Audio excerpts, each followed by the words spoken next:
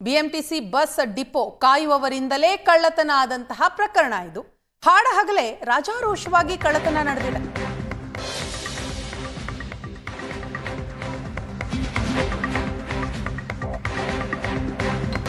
Depot manager ತಪ್ಪಿದ್ದರೂ ಕ್ರಮಕ್ಕೆ ಹಿಂದೇಟು ಹಾಕಲಾಗ್ತಾ ಇದೆ.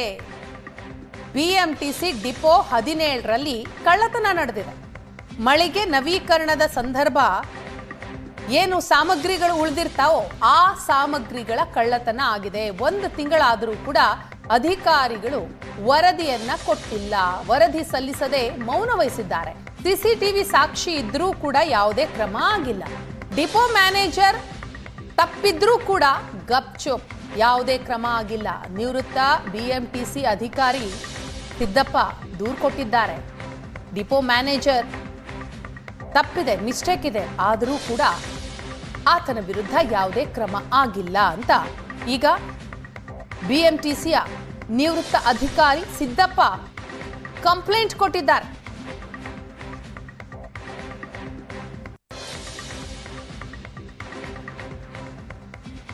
ಬಿಎಂಟಿಸಿ ಡಿಪೋ 17ರಲ್ಲಿ ಈ ಕಳ್ಳತನ ಆಗಿರೋದು. ಮಳಿಗೆ ನವೀಕರಣದ ಸಂದರ್ಭದಲ್ಲಿ ಉಳಿದಂತಹ ಸಾಮಗ್ರಿಗಳ ಕಳ್ಳತನ ಆಗಿದೆ. ಈ ಬಗ್ಗೆ ಮಾಹಿತಿಯನ್ನ ಕೊಡ್ತಾರೆ ನಮ್ಮ ಪ್ರತಿನಿಧಿ ವಿದ್ಯಾ. ಇದೀಗ ನಮ್ಮ ಜೊತೆ ಸಂಪರ್ಕದಲ್ಲಿದ್ದಾರೆ. ವಿದ್ಯಾ, ಏನಿದು ಬಿಎಂಟಿಸಿ ಡಿಪೋದಲ್ಲೇ ಕಳ್ಳತನ ಆಗಿರುವಂಥದ್ದು? ಇದರಲ್ಲಿ ಪ್ರಮುಖವಾಗಿ ಯಾರ ಲೋಪ ಕಂಡು ಬರ್ತಾ ಇದೆ? ದೂರು ಕೊಟ್ಟಂಥದ್ದು ಯಾರು? ಆ ದೂರಿನಲ್ಲಿ ಏನೆಲ್ಲ ಉಲ್ಲೇಖ ಮಾಡಲಾಗಿದೆ ವಿದ್ಯಾ? ವೀಣಾ, ಬಿಎಂಟಿಸಿಯ ಕಥೆನ ನೋಡ್ತಾ ಇದ್ರೆ ಅಲ್ಲಿ ಕಾಯುವಂತಹ ಅಂದ್ರೆ ಸೆಕ್ಯೂರಿಟಿ ಗಾರ್ಡ್ ಯಾರೂ ಕೂಡ ಡಿಪೋ ಒಳಗಡೆ ಬಂದು ಏನನ್ನು ಕೂಡ ಎತ್ಕೊಂಡು ಹೋಗಬಾರದು ಅನ್ನುವಂತಹ ಕಾರಣಕ್ಕಾಗಿಯೇ ಸೆಕ್ಯೂರಿಟಿಯನ್ನ ನೇಮಕ ಮಾಡಿರ್ತಾರೆ.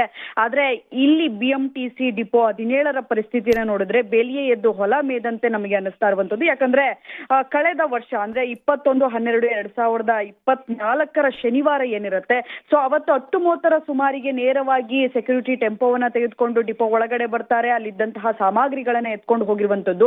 ಇದು ನವೀಕರಣ ಮಾಡಿದಂತಹ ಸಾಮಗ್ರಿಗಳಾಗಿರುತ್ತೆ. ಕಳೆದ ವರ್ಷ ಅಷ್ಟೇ ಅದೇ ಡಿಪೋದ ಪಕ್ಕದಲ್ಲಿರುವಂತಹ ವಾಣಿಜ್ಯ ಮಳಿಗೆ, ಡಿಪೋಗೆ ಸೇರಿದಂತಹ ವಾಣಿಜ್ಯ ಮಳಿಗೆಯನ್ನ ನವೀಕರಣ ಮಾಡಿರ್ತಾರೆ. ಆ ಸಂದರ್ಭದಲ್ಲಿ ಒಂದಷ್ಟು ಕಿಟಕಿಗಳಿರಬಹುದು, ಬಾಗಿಲಿರಬಹುದು, ಕಬ್ಬಿಣದ ವಸ್ತುಗಳನ್ನ ಅದೇ ಮಳಿಗೆಯ ಪಕ್ಕದಲ್ಲೇ ಜೋಡಿಸಿರ್ತಾರೆ. ಸೊ ಯಾವುದೇ ವಸ್ತುವನ್ನ ಡಿಪೋದಿಂದ ಹೊರಗಡೆ ತೆಗೆದುಕೊಂಡು ಹೋಗಬೇಕು ಅಂತ ಹೇಳಿದ್ರೆ ಸೊ ಅದಕ್ಕೆ ಸಾಕಷ್ಟು ರೂಲ್ಸ್ ಅಂಡ್ ರೆಗ್ಯುಲೇಷನ್ಸ್ ಇರುತ್ತೆ. ಈ ರೀತಿಯಾದಂತಹ ಕಬ್ಬಿಣದ ವಸ್ತುಗಳೇನಿರುತ್ತೆ ಅದನ್ನ ನೇರವಾಗಿ ಡಿಪೋದಿಂದ ಮಾರಾಟ ಮಾಡೋದಕ್ಕೆ ಅವಕಾಶ ಇರಲ್ಲ. ಅದಕ್ಕೆ ಆದಂತಹ ಪ್ರೊಸೀಜರ್ಸ್ ಇರುತ್ತೆ. ಕಬ್ಬಿಣದ ವಸ್ತುಗಳನ್ನ ಅವರು ಬೇರೆ ಕಡೆಗೆ ಸಾಗಿಸ್ಬೇಕಾಗತ್ತೆ, ಬೇರೆ ಕಡೆ ಒಂದು ಜಾಗದಲ್ಲಿ ಇಡಬೇಕಾಗತ್ತೆ. ಅಲ್ಲಿಂದ ಟೆಂಡರ್ ಅನ್ನ ಕರೆದು ಅವರು ಮಾರಾಟ ಮಾಡುವಂತದ್ದು ನಾರ್ಮಲ್ ಆಗಿರುವಂತಹ ಪ್ರೊಸೀಜರು. ಆದ್ರೆ ಇಲ್ಲಿರುವಂತಹ ಸೆಕ್ಯೂರಿಟಿ ನೇರವಾಗಿ ಬೆಳ್ಳಂಬೆಳಗ್ಗೆ ಅವರು 10:30 ಸುಮಾರಿಗೆ ಎಲ್ಲರೂ ಓಡಾಟವನ್ನ ನಡೆಸ್ತಾ ಇರುವಂತಹ ಸಮಯದಲ್ಲೇ ಅವರು ಟೆಂಪೋವನ್ನ ತೆಗೆದುಕೊಂಡು ಬರ್ತಾರೆ. ಆ ಕಬ್ಬಿಣದ ವಸ್ತುಗಳನ್ನ ಆ ಟೆಂಪೋದಲ್ಲಿ ತುಂಬಿಕೊಂಡು ಹೋಗಿ ಮಾರಾಟವನ್ನ ಮಾಡ್ಕೊಂಡಿರುವಂತದ್ದು. ಇದು ಸಾಕಷ್ಟು ದಿನಗಳ ನಂತರ ಬೆಳಕಿಗೆ ಬರುತ್ತೆ. ಅದಾದ ನಂತರವಷ್ಟೇ ಅವರು ಏನು ನಿವೃತ್ತಿ ಆಗಿರುವಂತಹ ನೌಕರರೊಬ್ಬರು ಹೋಗಿ ಕಂಪ್ಲೇಂಟ್ ಅನ್ನ ಕೊಡುವಂತದ್ದು.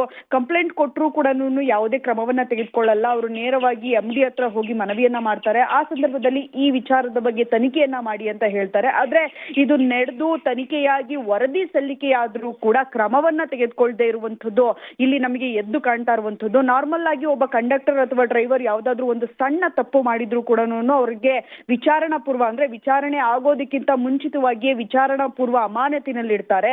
ಸೊ ಕಂಡಕ್ಟರ್ ಡ್ರೈವರು ಯಾರ ಮೇಲೂ ಕೂಡ ಸಾಕ್ಷಿಗಳ ಮೇಲೆ ಅವರು ಪ್ರಭಾವವನ್ನು ಬೀರಿ ಅವರ ತನಿಖೆಯಲ್ಲಿ ಯಾವುದಾದ್ರೂ ಲೋಪದೋಷ ಆಗಬಹುದು ಅನ್ನುವಂತ ಕಾರಣಕ್ಕಾಗಿ ಅವ್ರನ್ನ ವಿಚಾರ ಪೂರ್ವ ಅಮಾನತಿನಲ್ಲಿ ಇಡ್ತಾರೆ. ಆದ್ರೆ ಒಬ್ಬ ಡಿಪೋ ಮ್ಯಾನೇಜರ್ ತಪ್ಪಿದೆ ಅನ್ನುವಂಥದ್ದು ಆ ವರದಿಯಲ್ಲಿ ಸಾಬೀತಾದ್ರೂ ಕೂಡ ಸೆಕ್ಯೂರಿಟಿ ಗಾರ್ಡ್ ಅಲ್ಲಿಂದ ತೆಗೆದುಕೊಂಡು ಹೋಗುವಂತ ಸಂದರ್ಭದಲ್ಲಿ ಡಿಪೋ ಮ್ಯಾನೇಜರ್ ಗಮನಕ್ಕೆ ಇದು ಬಂದಿಲ್ವಾ? ಹಾಗಿದ್ರೆ ಡಿಪೋ ಮ್ಯಾನೇಜರ್ ಏನು ಮಾಡ್ತಾ ಇದ್ರು ಅನ್ನುವಂತ ಕಾರಣಕ್ಕಾಗಿ ಈ ಪ್ರಕರಣದಲ್ಲಿ ಡಿಪೋ ಮ್ಯಾನೇಜರ್ದು ಕೂಡ ತಪ್ಪಿದೆ ಅಂತ ಈ ವರದಿಯಲ್ಲಿ ದೃಢಪಟ್ಟಿದ್ರು ಕೂಡ ಇನ್ನು ಬಿಎಂಟಿಸಿ MD ಆಗ್ಲಿ ಅಥವಾ ಅಧಿಕಾರಿಗಳಾಗಿರ್ಲಿ ಅವರ ವಿರುದ್ಧ ಕ್ರಮ ತೆಗೆದುಕೊಳ್ಳುವಂತಹ ಕೆಲಸವನ್ನ ಮಾಡಿಲ್ಲ. ಇದು ಅನುಮಾನಕ್ಕೆ ಕಾರಣ ಆಗ್ತಾ ಇರುವಂತದ್ದು.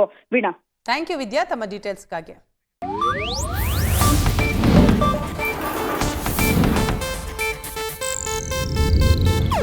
ಇದು ಏಷ್ಯಾನೆಟ್ ನ್ಯೂಸ್ ನೆಟ್ವರ್ಕ್ ಪ್ರಸ್ತುತಿ.